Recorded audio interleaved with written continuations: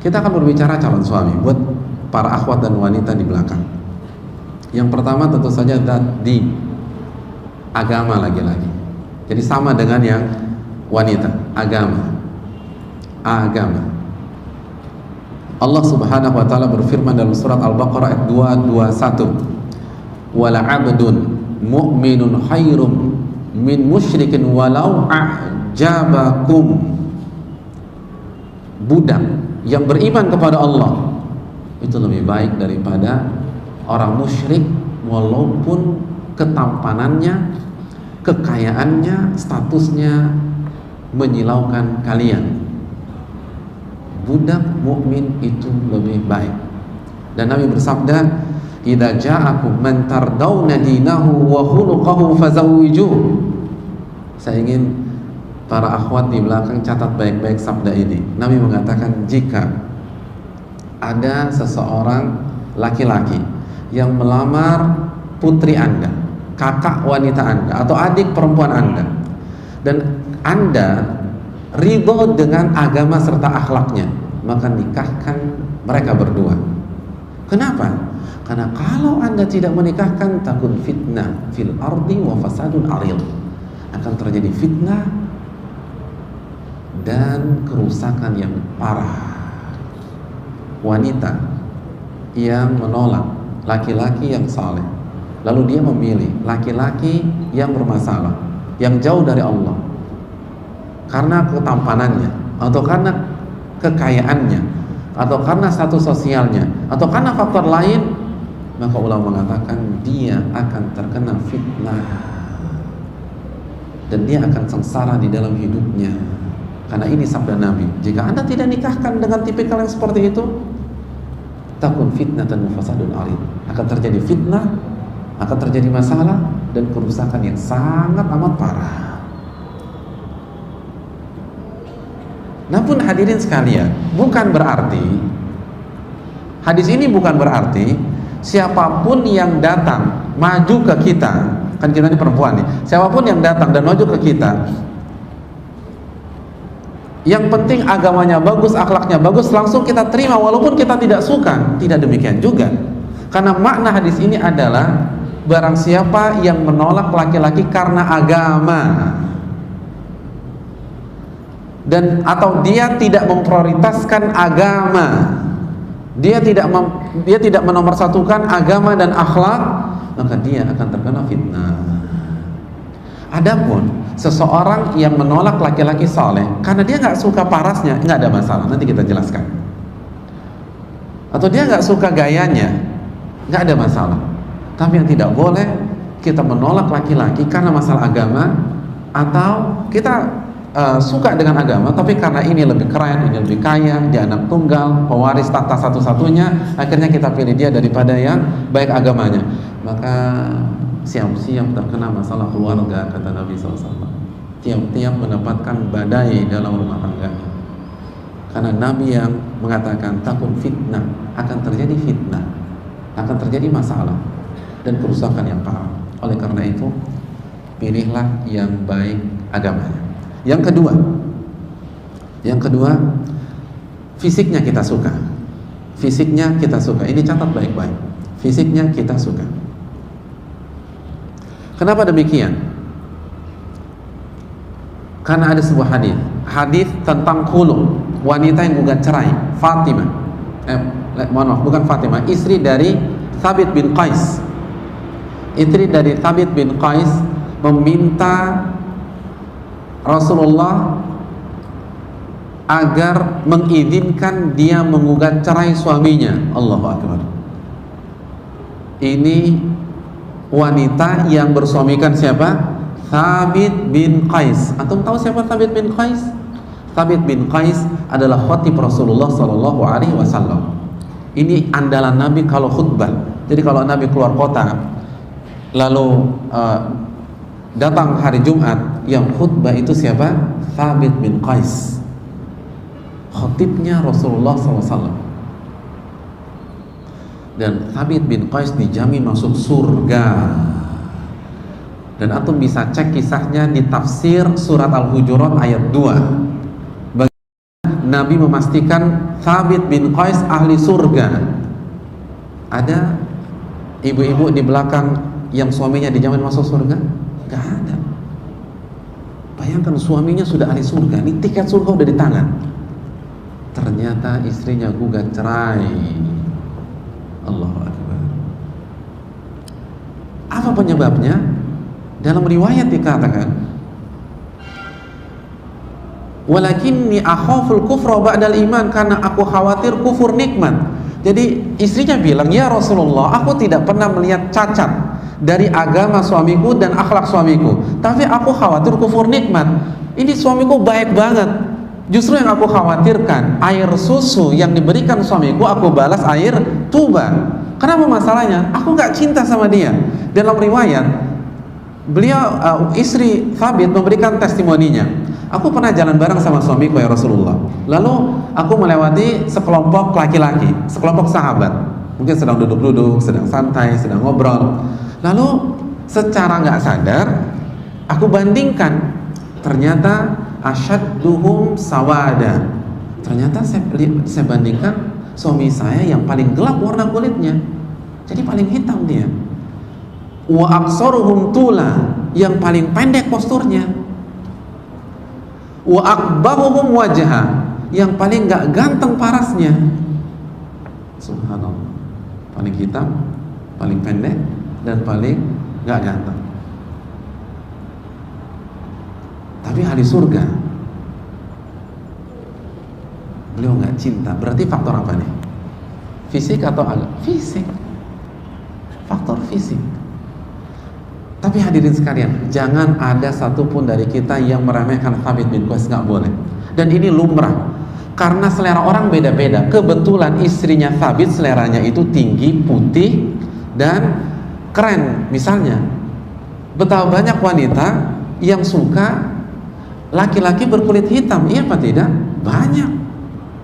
Jadi yang hitam atau yang gelap nggak usah berkecil hati. Banyak wanita yang seleranya itu berkulit gelap. Kebetulan istrinya Thabit suka yang posturnya tinggi. Betapa banyak wanita yang suka pendek. Dia bilang, nih minimalis nih suami saya, kan begitu. Dia suka yang pendek, enak gitu loh. Lucu, imut-imut, cabi, dan seterusnya. Jadi hadirin yang dirahmati oleh Allah, nah banyak masalah selera itu sangat subjektif. Kebetulan istrinya Thabit ini suka yang tipikal demikian, dan dia tidak dapatkan di dalam diri suaminya. Bolehkah minta cerai? Nabi mengatakan, apakah engkau akan mengembalikan maharnya? Ya Rasulullah. Ya sudah, cerai, diperbolehkan. Kaidah fikih mengatakan, kalau yang sudah nikah aja boleh cerai gara-gara fisik, apalagi yang belum nikah. Nggak ada masalah. Nggak ada masalah nolak ikhwan yang hafalannya 30 juz, hafal Sahih Bukhari, hafal Sahih Muslim, hafal Riyadhus Shalihin, karena kita tidak suka fisiknya, nggak ada masalah. Boleh. Dan ini kesalahan banyak akhwat. Sebagian akhwat nggak memperdulikan masalah fisik. Sebagian akhwat yang sudah ngaji, yang penting istri saya ahlu tahajud Pak Ustaz. Yang penting suami saya ahlu tahajud. Yang penting suami saya hafalan 30 juz. Ini keliru. Dan ada banyak akhwat seperti itu. Akhirnya pernikahannya tidak bahagia, karena dia menolak fitrahnya sendiri. Fitrah wanita itu suka dengan fisik laki-laki, nggak bisa dibantah. Dan ada kejadian demikian. Ustaz, mohon maaf saya mau menikah. Siapa laki-laki tersebut? Masya Allah Ustaz, hafalannya 30 juz, pintar bahasa Arab, kumulot fakultas syariah, hafalan hadisnya bagus. Saya bertanya, anti sudah lihat laki-lakinya? Belum Pak Ustaz. Loh, kok mau nikahnya? Yang penting kan hafalannya Pak Ustaz. Ini keliru. Ini salah. Yang penting pengajiannya Ustaz. Yang penting udah jenggotan Pak Ustaz. Ini salah. Kan Anda mau mencari suami, bukan mencari imam masjid. Kalau mencari imam masjid, yang penting hafalannya, nggak perlu fisiknya. Tapi Anda mencari suami, nggak mungkin faktor fisik nggak dipertimbangkan, itu nggak mungkin. Ini istri Thabit bin Qais, suaminya sahabat, suaminya khatib Nabi, suaminya ahlu surga, gak cinta. Ini yang harus kita camkan. Itu yang kedua. Pertimbangan masalah fisik ini penting. Yang ketiga,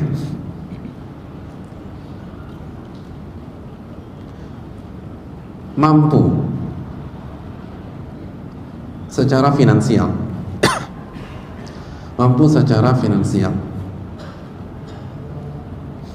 atau memberikan nafkah batin, memberikan nafkah batin atau yang non batin. Jadi hadirin sekalian, seorang akhwat yang mempertimbangkan penghasilan suami nggak ada masalah. Nabi yang mencontohkan ketika Fatimah binti Qais, tadi Thabit bin Qais, ini Fatimah binti Qais, itu dilamar oleh Muawiyah dan Abu Jahal. Apa kata Nabi SAW? Kata Nabi SAW, jadi Fatimah dilamar oleh siapa tadi? Abu Jaham dan Muawiyah, dan dua-duanya sahabat. Ingat, dua-duanya sahabat. Kata Nabi SAW, amma Abu Jaham fala yada asahu an atiqi. Abu Jaham itu orangnya kalau marah suka lost control, mukul. Itu makna yang pertama. Makna yang kedua, Abu Jaham itu suka safar, suka safar. Jadi itu dua makna dari hadis tersebut. Adapun Muawiyah, faso'lu la malalah. Adapun Muawiyah, dia miskin, nggak punya duit. Coba kita tanya ibu-ibu sekalian, atau akhwat-akhwat yang belum nikah, yang masih single. Ini ada dua opsi. Sama-sama soleh, sama-sama ahlu tahajud, sama-sama ahlu siam, ahli puasa. Yang satu kalau marah lost control, suka mukul, tapi kaya. Yang satu baik, lembut, tapi nggak punya duit. Akhwat di belakang pilih yang mana? Muawiyah atau Abu Jaham?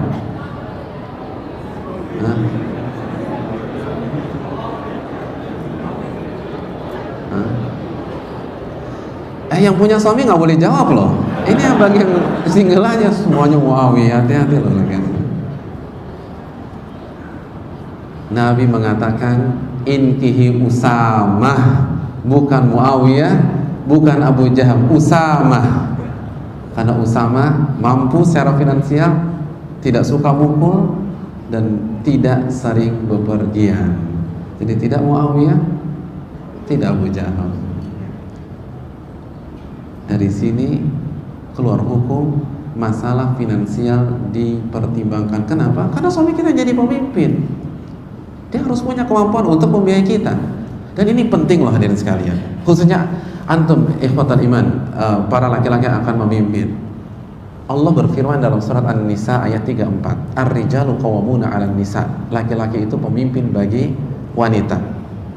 Bima faddalallahu ba'dahum 'ala ba'd. Karena dua faktor. Faktor yang pertama karena sifat-sifat laki-laki lebih cocok menjadi pemimpin. Yang kedua karena nafkah, bima anfaqu min amwalihim. Karena nafkah. Artinya apa? Ulama tafsir menjelaskan, apabila seorang laki-laki tidak memberikan nafkah kepada istrinya, maka secara otomatis kepemimpinannya pudar di mata istrinya tersebut.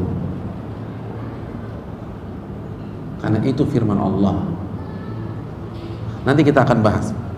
Tapi intinya bahwa mempertimbangkan masalah finansial itu penting, asal jangan diprioritaskan menjadi prioritas nomor satu. Yang pertama jelas agama. Masalah kenyamanan finansial itu sebagai penyempurna. Yang berikutnya, punya jiwa pemimpin. Ini penting. Dalilnya adalah surat An-Nisa ayat 34. Ar-rijalu qawwamuna 'alan nisa. Laki-laki adalah pemimpin bagi wanita. Punya jiwa pemimpin. Dan kita bisa lihat kepemimpinan itu dari dua faktor dalam ayat di atas. Yang pertama memang dia punya jiwa kepemimpinan, orangnya tegas, orangnya punya prinsip, orangnya nggak apa kata atasannya. Misalnya kalau dia menjadi pegawai, dia punya prinsip, ya tidak.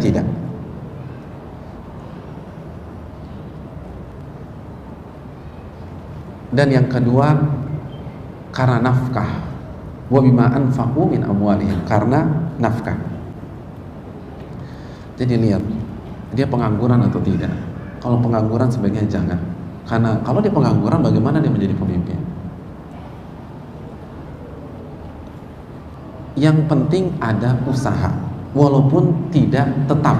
Dan memang nggak ada yang tetap di dunia. Antum nggak mungkin cari pekerjaan tetap di dunia. Akhirnya kan meninggal juga. Akhirnya kita berpisah juga. Akhirnya dipensiunkan juga. Yang penting dia mau berusaha. Ini perlu kita camkan ya, para akhwat. Yang berikutnya,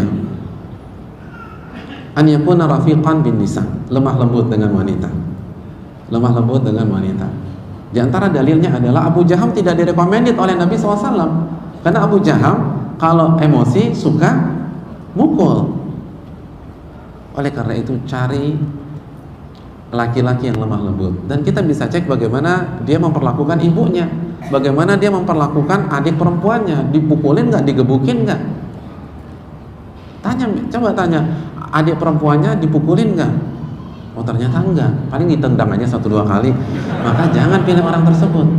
Jadi sekali lagi yang hadirin yang dirahmati oleh Allah Subhanahu Wa Taala, karena Abu Jaham tidak direkomendit oleh Nabi SAW disebabkan karena dia suka mukul.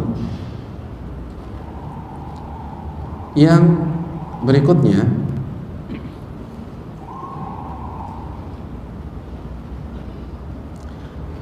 punya waktu yang cukup untuk istri dan anak-anak. Sebagaimana hadis Abu Jaham tadi. Makna yang kedua dari kata Nabi apa? Abu Jaham suka safar. Hadirin, bagaimana seorang laki-laki bisa membangun rumah tangganya kalau dia tidak pernah ada di rumah? Kalau dia dinas keluar kota terus, kalau dia ditugaskan selama 3 bulan, pulang tugaskan lagi, pulang tugaskan lagi, bagaimana dia bisa mendidik istrinya? Bagaimana dia punya waktu untuk anak-anaknya? Nggak mungkin. Jadi pilihlah seorang suami yang punya waktu untuk kita dan anak-anak kita. Itulah beberapa kriteria yang hendaknya kita pertimbangkan di antara kriteria yang lain. Kesimpulannya mencari pasangan yang sesuai di dalam Islam, secara garis besar ada 2 kriterianya. Kriteria yang pertama, agamanya baik, bagus, akhlaknya mulia. Dan yang kedua, irtiyahun nafas, kata para ulama fikih, kita suka dan kita cocok secara pribadi. Kita suka dan kita cocok secara pribadi. Itulah yang masuk fisiknya, kekayaannya, karakternya. Camkan baik-baik. Kalau ingin mencari suami atau istri, kriterianya, kalau kita bingung ngafalin yang poin-poin di atas, dan poin-poin di atas belum semuanya ya, itu baru beberapa poin-poin penting. Nah, semuanya dirangkum dengan 2 kriteria. Ulama fikih mengatakan, kalau Anda ingin bahagia dalam rumah tangga Anda, maka kriterianya 2. Yang pertama, agamanya baik, dan yang kedua, irtiyahun nafas, kita suka dengan dia secara pribadi. Adapun satu hilang, maka kita tidak akan bahagia di dalam kehidupan kita. Dan jangan salahkan Allah, karena itu sebabnya dikarenakan oleh kita.